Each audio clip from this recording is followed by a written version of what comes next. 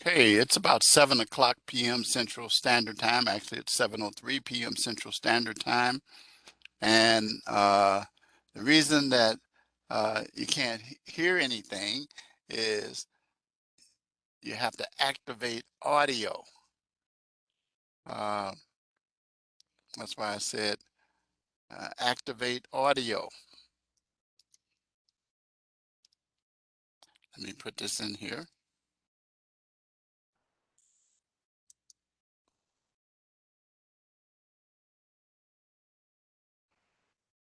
Up here.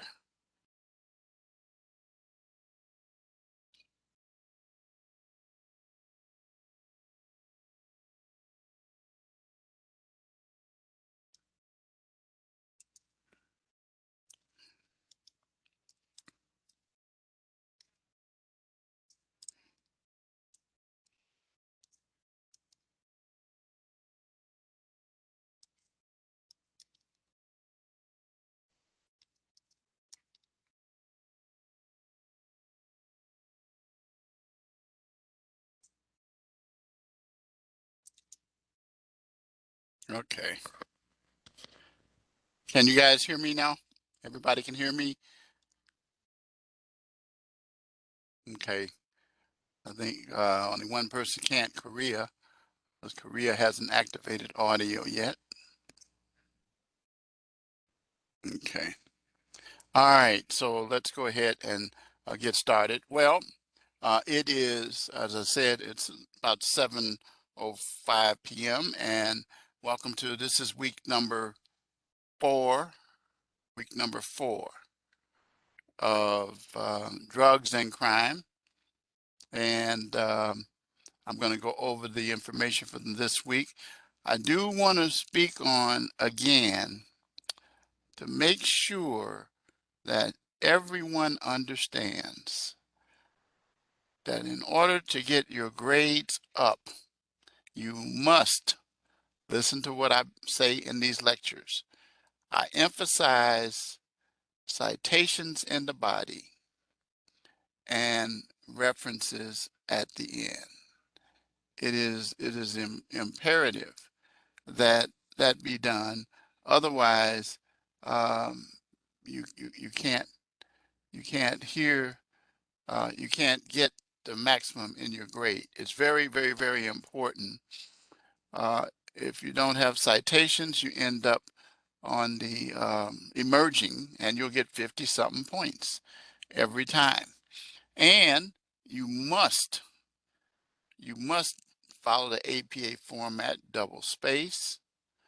You must provide a cover page that's properly formatted. You have a Noodle tool to help you with that, and a reference page.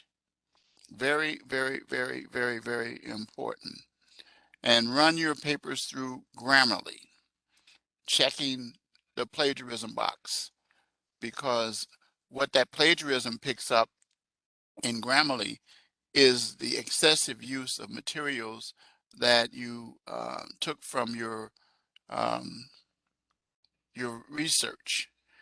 Remember, we want to see your critical thinking demonstrated in your papers. And please, whatever you do, if it calls for 2 pages, don't give me 1 1/4, 1 3/4, because you'll get dinged for that as well. Some common mistakes that I see. Don't throw me a gratuitous citation in the paper, by the way. Give me citations throughout the paper, because remember, the purpose of citations is primarily to give credit to the sources that you got your information from, but it also gives credibility to the statements that you include in your paper. And I am a professor who is a stickler on that. And one of the reasons is because, as I remind my students all the time, I'm preparing you for uh, your career.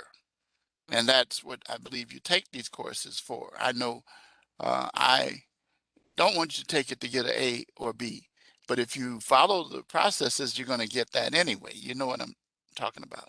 So I had to take a little time to talk about that before I go further, because we're at the midway point, starting the second half of the course, and there's an opportunity that everyone has to make sure that they get that benefit of the maximizing of your grades.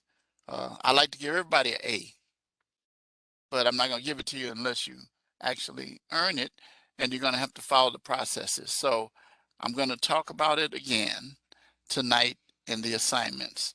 So let's go forth and let's take a look at Firefox here. Okay, let's share. Okay. So now let's go over to the calendar, reminding you, I gotta move this out of the way so I can, there we go. So I can get to the month, and here we are, 1st of March. February is behind us. And you know what that means? In 18 days, this course will be completed. Then you'll have a break. But your initial post is due tonight. Your reply post is due on Saturday. And this is your live lecture. And then the assignment is due. Your live phrase, which those of you who are here today can get that out of the way. And then the quiz, which I highly recommend you take after you've gone through the material. I would save my quiz for Sunday. I might do my assignment Saturday or maybe even before that. But the point of the matter is you want to go through the material so you can get a clear understanding. And I kind of make sure that you have a clear understanding because of the fact that I go over the assignments before I get into the lecture. Reminder, the course ends the 18th, not the 19th or the 20th. So if somebody says, oh, I thought I had until the 20th, then that means they didn't listen to the lecture, because every week I say this. All right. And you guys should be aware that the reason why I do that is because of the years I've been teaching this course and teaching at this school. Students always want to try to stretch the 18th or the last day of class another day, and it says you can't do it. You cannot do it. The school will not allow me to do it except if you applied properly and was granted an incomplete. All right. Now, the other thing I want to say to you is your assignments for week 1 to 3, if you have had extenuating circumstances, 1 and 2, you will get some consideration for points, except with discussion posts. But week 3, you still got a few more days because week 3 assignments were due the 27th. So at this point, they're 2 days late right now. All right, so you can still get those in. But at the end of the 6th, all that's going to be over. All right, so then we'll be with week 4. All right, let's go back to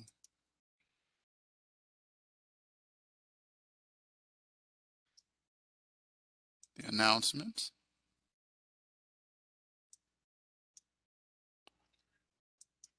Okay, move that down. So module 4, drug-related criminal activity, the law enforcement perspective will be presented, and chapter 6 and 7 of the text, along with the corresponding PowerPoints, were provided for your studying. Then we're going to talk about combating drug trafficking organizations, which are DTOs, and the law enforcement response to the heroin epidemic. I'm going to provide you with a statute from Illinois that will help you to understand deflection, which I'll talk a little bit about tonight. And so anyway, be aware the discussion topic is forfeiture, and then that's due tonight, and reply Saturday. And then your written assignment, policies to reduce and prevent drug-related crime, and then of course the quiz due Sunday. All right, and complete the mid-quarter survey if you have not already. Take some time. We appreciate seeing that.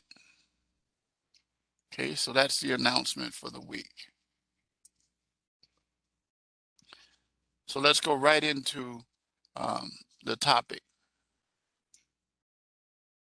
Again, let me remind you that, students send me messages, want to know how do they see the remarks, and I will, let's see, go in here and I will show you how it works in the grade book, because I haven't graded these yet. Okay, so what I do is, this is how I start my process, is I click on your name, and it says here, these are people who've turned in the assignment. But anyway, here's what it says. So it takes me over here. This, you won't see this, and it'll show me attempt number 1 or attempt number 2. Sometimes students have more than that on this assignment from week 3. And then what I do is I hit these 3 things, and I get a chance to see your assignment. Now, your rubric is what I use to grade, and this you won't see, but this is what your rubric looks like, and it should look like this in your grade book. And it tells you each section, okay, just like I show you the rubric. And it tells you you get 14 points if you're in mastery, 11.9 if you're in proficiency, 10 if you're in competent and a half, and then emerging you only get 7. But notice what it says here.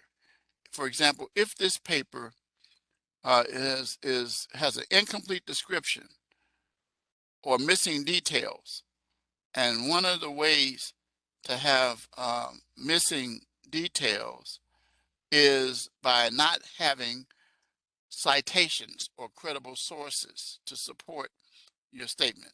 That's how that happens.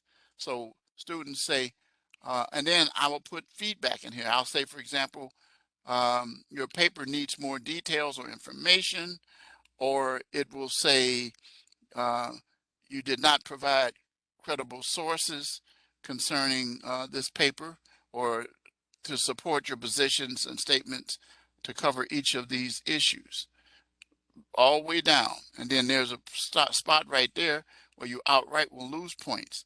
But the reason why somebody said, why is there's just a section for credible sources, you lose your points here because you cannot give me mastery or exemplary information or accurate description or competence without giving me some details. And your reference, your citation is part of that. Very important. This is when you have minimal details. So you don't want to, you want to be up here and here. That's where you want to be at. So I'm not gonna, I gotta take this out because I don't want that score to be in there. Let me get that out of there. Well, anyway, I won't save it, so it won't show up there. But that's how it does. I go all the way down. I open up each section, click on it, and it tells me. Sometimes you won't have feedback, but in the first section. And if your paper is submitted late, it won't be there. I'll have to put it up at the top where I could click this, and then I'll put the feedback right there. But other than that, it's in the rubric itself. Okay, just like I showed you a few minutes ago. All right.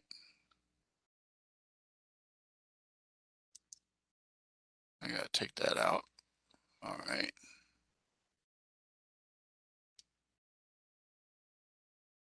But it just shows you what you have here in terms of that. Okay. All right, so that's how that works. And I got to take that out because actually that's not the grade. That is not your grade.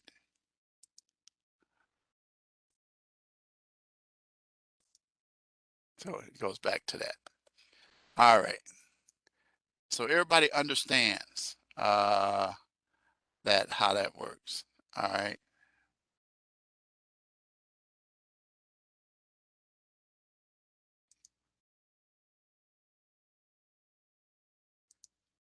Okay. All right. So you have no questions about how that works now. So let's get out of this. Let's go back to the module. Okay. So now let's go to where we are here. So that's the last time I'm going to go over the grade book like that. All right. So here's your assignment for week 4. Again, I can't say it anymore. You gotta cover the issues relating to Dave. You have to, this overview at the top is the same every week. But you've got to comment about it. Give me some, don't just throw a gratuitous 1, 2, 3 sentences in there. Explain how it affects him. So for this assignment, you're going to address the issues, the origin and development of international drug cartels in the manufacture, sale, and distribution of illegal drugs. Identify the connection to Dave's scenario. Now, there we go. If you miss that, you're going to lose points. Identify current interdiction policies to reduce and prevent the manufacture of illegal drugs, and the interdiction policies and legislative efforts for gangs that are different for gangs, organized crime, and international cartels. Provide an example of interdiction policy or legislative effort for gangs, organized crime, and syndicates. It says provide at least one credible source. I already spoke about this before. Um, you won't get a higher grade if you put just one credible source. Remember, and the general requirements that the way they write it, they want to make sure that you do APA. But I want to take you to the level where you understand why the credible source is there, because you're going to have more than one place in your paper that you're going to need to cite your source. All right. Use professional language with correct spelling, grammar, punctuation. And I said, follow the page number, 2 pages minimum in Word document. Very important. So here's your rubric, and we go back over it again for this week. And this is how it looks all the way across, except you see it up and down in the grade book, but it's the same thing. So dealing with international cartels, you see, you got to throw the connection to Dave, but exemplary. The only way I know you can do exemplary or accurate or basic is to have a credible source supporting your statement. Over here, incomplete or incorrect description means that you don't have a credible source because it's not complete. That's why I take that position, because it makes a whole lot of sense. Okay. Each section, same thing. Remember, I teach from this column. And if you don't have any credible sources, I can't put you in here or here. You end up over here. Incomplete or incorrect, incomplete or incorrect, incomplete or incorrect. No credible sources. No credible sources. And then this is a part of your grade as well. And then you got to make sure you met the requirements of 2 pages at least and not have errors and so forth. If you do, you're going to end up over here. If you have 2 pages, if your pages are less than 2, you're going to end up over here. And then you're going to lose this percentage of points. That's how that happens. We're not trying to stretch your papers. We have a belief that to adequately be able to address the issues in the assignment should take you at least 2 pages.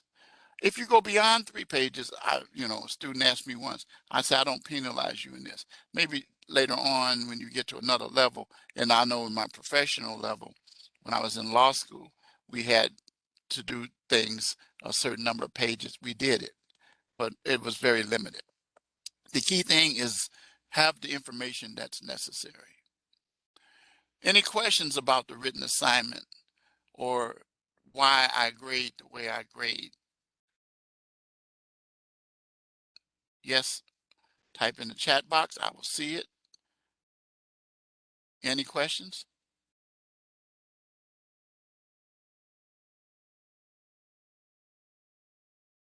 All good? Okay.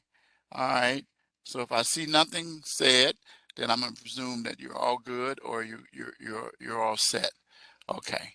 Remember, I pride myself in taking the time to do this way for my students because you'll benefit in the long run. Trust me, I know what I'm talking about. Okay. Let's do this. Some students say some professors don't do it. Well, I can't speak for them. I know that I'm a professor who calls for excellence in my students. And I've had a lot of students come back to me later and says, I appreciate you being tough on me because that's the way I learn. Okay. Then the discussion assignment dealing with this paragraph. And then says conduct research. Okay, like I said, it's very minimal that you consider this whole thing about Sally. And then your first post identified 2 arguments in support of forfeiture. As you should know, forfeiture is a program whereby when a person is involved in obtaining property and they may be involved illegally in something, that property can be seized and then it's used for drug programs like DARE and other programs. The federal government will take vehicles, homes, bank accounts, jewelry, other forms of property. Okay. And then, you know, here's what Fratina says. She feels that all items should be lawfully forfeited, and because the cashier's salary could not buy these items. That's you hit it right on the head. Drug-related assets should be limited to what was purchased using the funds, and that's pretty much the way it works out. To be honest with you. Also, there's sometimes innocent parties. Like for example, I represented a mother who wanted to get her car back after her son was involved in dealing in drugs using her car, but she didn't know about it. And I proved that she was an innocent party, and then they returned her vehicle to her. Okay. All righty.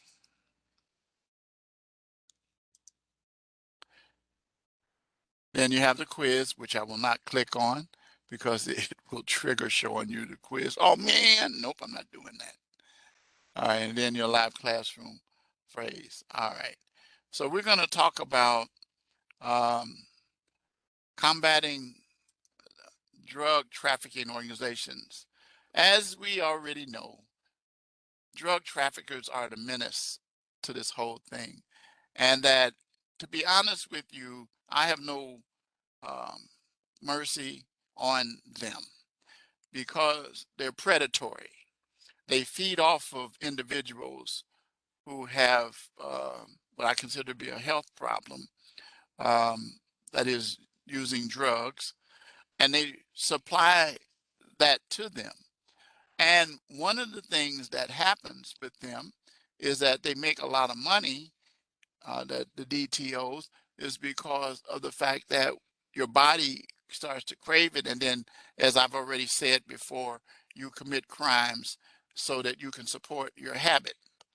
And so, what we have started to do is to have heavier sentences for individuals who are traffickers. Now, the sad part about it is that oftentimes individuals who are not at that level, they're the pawns and they're sacrificed, and they will find themselves, like for example, carrying, being mules, a mule. Anybody ever heard that term, a mule? I mean, I'm not talking about an animal. Anybody ever heard that term? Yes, yes. A mule is what we in law enforcement call the person who transports or carries. They might have it on their waist. They might have it on their. Did you not know that um, one of the things that mules do, for example, to transport, and I know this was with heroin, is that they would be in Mexico and they would swallow balloons that was filled with this. And then when they get over here, then they'd give them a laxative and they'd recover this. Think about that. Yeah. And unfortunately what would happen is that individuals would OD, and that's because the balloon might rupture in the body. Yeah, yeah, I know Korea said, "Oh my God, yes, this is some real stuff." I I dealt with this as a law enforcement officer, and some training, and it is absolutely. We had a DEA agent, drug enforcement agent, to come and talk to us, our police department, and I went to some state police seminars on it as well, and um, it's ridiculous what you would discover. So anyway, DTOs operate heavily in Mexico and make it easier for them to get across the border. By the way, they don't come through over the wall. The walls don't stop them. They don't swim across the Rio Grande. They come right through legitimate checkpoints, and they have this stuff in their system, and they also will have uh, fake engines in cars. I mean, did you not know that there are actually some seat covers that are actually they turn them into seat covers, but then they convert them when they get here and they get the drugs out of the seat covers. I'm not talking about buried in there. They melt it down and it actually has the drug. It's all kinds of ways. We've seen some really interesting techniques that we use.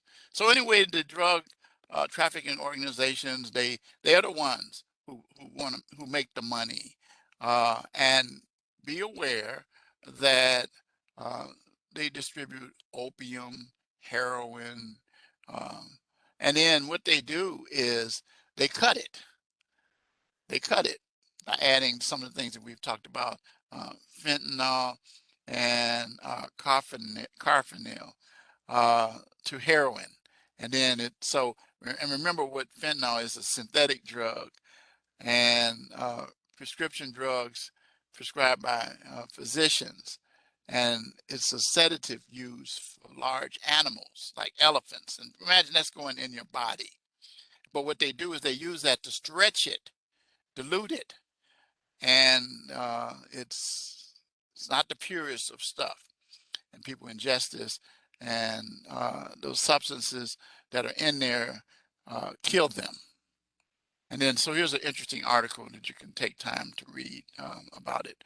But we are up against a very brilliant, organized business, like major corporations. And there are organizations like El Chapo. Everybody know that name, El Chapo? Yeah, he was a Mexican leader who's in prison, and I think his wife is heading that way. But they have, here's what the way they operate, guys, is that they have somebody. As soon as the one person goes, they got somebody to continue on and carry on the business. And there's guns usually involved, and a lot of violence, and what we call kickbacks or payola, where there are individuals who are law enforcement on various levels, the feds even, but primarily it's the local and the county and the state law enforcement people who get on the payroll of these cartels, and they um, turn the other direction. So anyway, there's a few names that are mentioned in here, the Juarez, La Familia, but anyway, there it's like, as a friend of mine tried to explain to me, it's like an exterminator trying to kill roaches. He says they're so widespread, and so we have DEA agents all over the world. We're working with on the Mexican border, working with the Homeland Security people, and all jurisdictions work together to try to fight this. They're really kind of losing it. Law enforcement officers use a variety of tactics, and one of the most common ways that we catch somebody is catching somebody and then they flip and become informants. We have undercover officers. I've been involved in those situations where we had buy bus, wiretaps also, and we do all of these things to try to fight them. But it's a never-ending battle because of the weapons that are involved. And I'm talking about dealing with the ATF, Bureau of Alcohol, Tobacco, and Firearms. People came to us and they shared with us about how there's high-powered weapons and all kinds of things that they have. And so, again, all the agencies on all levels work together to deal with this stuff. And you can see just from this map how extensive it is. And it gets into the United States. And then we have the different agencies throughout the country. But once again, it's a never-ending battle. It is a challenge. And so we don't usually care too much about getting the small fries. We want to get the major suppliers. And so then we dealing with the cartels. You also will learn that gangs are out front distributing. Organized crime is behind the whole thing. And it goes all the way up to corrupt judges. I mean, it's all over. It's all over the place. So anyway, I guess I'm saying to you that it's multi-jurisdictional to deal with trafficking, but it comes from so many directions. China and Mexico are the biggest. I think Mexico is probably the biggest offender in the United States. Okay, So now let's talk about what law enforcement um, does in terms of response to law enforcement. And so we're going to talk about the fact that, as I said already, that we deal with all levels of law enforcement, and that there's some very serious issues. Individuals find themselves, as I said, they're victims, and they become addicted. That's why we call them addicts, and they just have to have this stuff. Look at what it says. Heroin addicts inject laced heroin without concern for purity. So it's not like they have to disclose you the ingredients of it. No. Mm-mm. So you get this stuff in your body and it destroys your mind, and it could send you into cardiac arrest. So what law enforcement is starting to do now is to try to arrest this thing. And I don't mean like lock them up, but arrest it using Narcan, which is a brand of Noxolone, which is a prescription drug that it goes through the nasal, and it can also be injected. But what it does, it um, stops the overdose effects. The problem, good people, is that oftentimes they're not able to get to a person um, fast enough. You'll hear in a video coming up next week about how that works when we talk about this movie called Chasing the Dragon, which is going to take up most of the lecture next week. But um, Narcan um, is very expensive. And so first responders now carry it on them. And um, not anybody can use it. Now, again, they got a nasal spray that can be used also. And that was in 2015 when the FDA um, allowed Noxolone to help by instead, because some people, the injection is difficult, but the nasal thing you put up to your nose and you breathe it, and it doesn't take a whole lot of training, as it says here. So there are kits that they give you, and law enforcement is at a point now where we find ourselves dealing with the DTOs that we talked about earlier, drug trafficking organizations. But now we have to do something to try to help these sick people who are called addicts. And one of the things that we find ourselves doing is trying to resuscitate them, bring them back to life, even in situations where some of them actually were dead. The heart actually stops beating. Um, Now, if for example, you overdose to a point where your heart explodes, which is what happens with cocaine, um, and that we had a video that we had in law enforcement training that showed us that, when you blow up a balloon so much and then it explodes, well, that's what happens in the body to the heart. And when it happens, you're DOA. So the Noxolone or nothing else can bring you back in terms of that.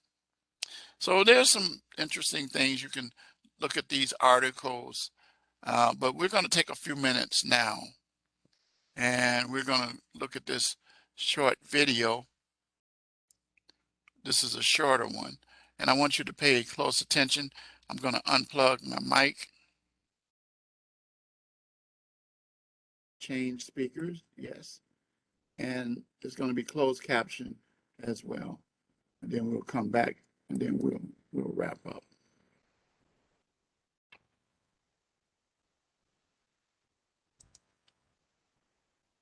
Prescription pills and kids has definitely become an increasing problem that we see, not only involving the crimes that investigate actual drug diversion, but it, involves other things too. People start committing other crimes. the need that they have to get these drugs. I think the worst part of it is that it's starting at kids with a very young age. Kids that are, middle school even are starting to find out what these pills are, and they might think it's fun at first. And then, you talk to them a year, 2 years later and realize it's a different story. I mean, so, just the degree that people go to get these pills is insane. I mean, I've seen people that drive 7 hours one way every month each way, so that's a 14-hour round trip just to get these pills because, so you need a job. You can't work your job anymore because all you care about is, driving up to get these pills. And, I mean, your life is over because all you can focus on is how do I get these drugs? And huge homes, fancy cars, and houses. Subject I arrested on that spot, and I'm still arresting him. He's injecting Oxycontin as many as 35 a day, intravenous creek water, just out of the local stream. Everybody thinks they pop a few pills, it's no big deal. Young kids out there, you better be very, very aware of what's going on with these pills. You can get addicted with one pill, and for the rest of your life, it will absolutely ruin you. It doesn't discriminate against you young or old, black, white, or you're male or you're female. I've arrested from 12 years old to 86 years old. I've arrested grandma and grandpa. I've arrested a young boy that takes the pills from his parents' cabinet and takes them to school and gives them to some other kids at school. When somebody gets sick, gets rushed to a hospital, and thank God doesn't die. I've worked probably at least 24 overdose deaths that are 100% related to prescription meds where it's too late, they're already dead. A lot of students went down the road, a lot of young people go down the road of trying to drug for recreational purposes, and they don't understand the devastation that it has to their own life and the lives of their parents. I should add the victims of the crime include infants. We've had subjects who were pregnant women, gave birth to oxycodone, opiate addicted babies and infants. They even had to have the baby in jail. It's a growing problem as well. A lot of overdoses, a lot of deaths. Scary thing is it's getting younger and younger. It used to be the heroin overdoses seemed like they were all adults. Lately they've been getting younger and younger, low 20s, even into their high teens. I've talked to hundreds of heroin addicts or opiate addicts, and they'll tell me the same thing. If they could do one thing different, they never would have started in the first place. That's the one regret that they all have is that they started when they were young, and once you're an addict for life. It's the best way to avoid that is just to never do it. We're seeing a dramatic shift in how it's affecting a lot of young people that are experimenting with friends at parties. And they think it's safe to take pills from the medicine cabinet or a friend.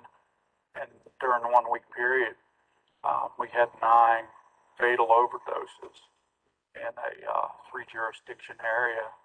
And over the Christmas holiday, I read 2 obituaries of people that I had arrested for prescription fraud and related offenses.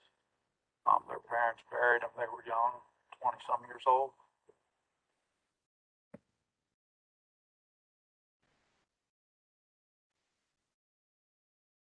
So we plug this back in. Okay.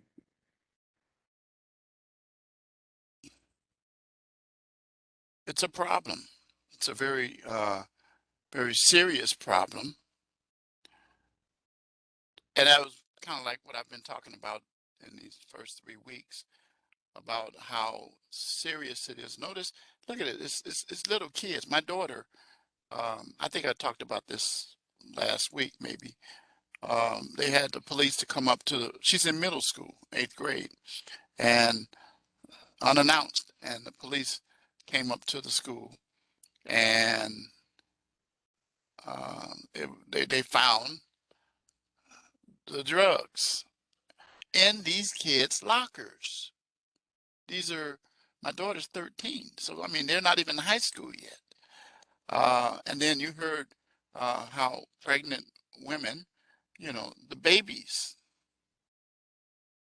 talk about crack babies. This is even worse. The babies are born still, and it's a serious, serious thing. And notice they talk about the fact that people um, use prescription drugs, um, to uh, start down that road. And once you go down that road, it's spiral, and it's a direction that you don't want to go in, and you want to find yourself in a situation where you it's sad, but we talk about the pandemic that we're in. This is with us until we get a grip on it.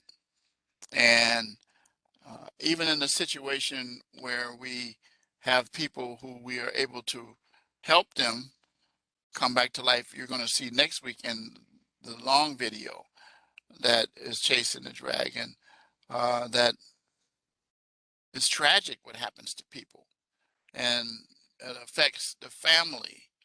And there are so many individuals who find themselves dealing with it. So I'm going to um, send you this week a statute that sets out a program called deflection. And in the deflection program, it allows individuals who are um, hooked on drugs or have drug paraphernalia on them to come in to the police station and not be arrested for having it. Instead, they go to treatment and try to get them, help them to get recovery. That's the main job, to be honest with you, that we're going to find ourselves in law enforcement doing. As I already talked about, we can't lock everybody up that's involved in that stuff, that are using it. It's like taking a baby and putting the baby in a in a situation where you put them in a timeout, and they're a baby. They don't understand. But these individuals who are slaves to this stuff, they don't have the capacity to say no. So everybody's to say no, say no, to go, because the will that they have to fight it off is taken away. Okay. So anyway, that's it for today. Any questions?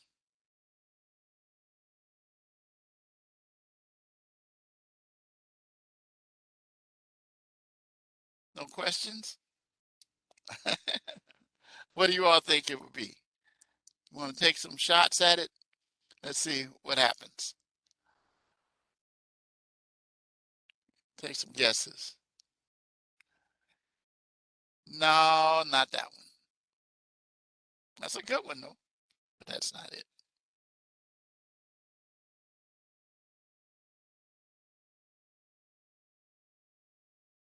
Any others?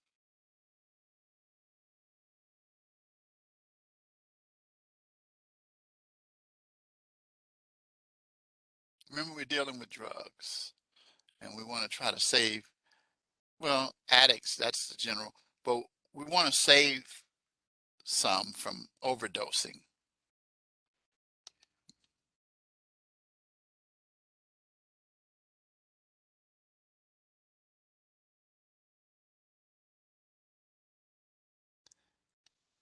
There we go.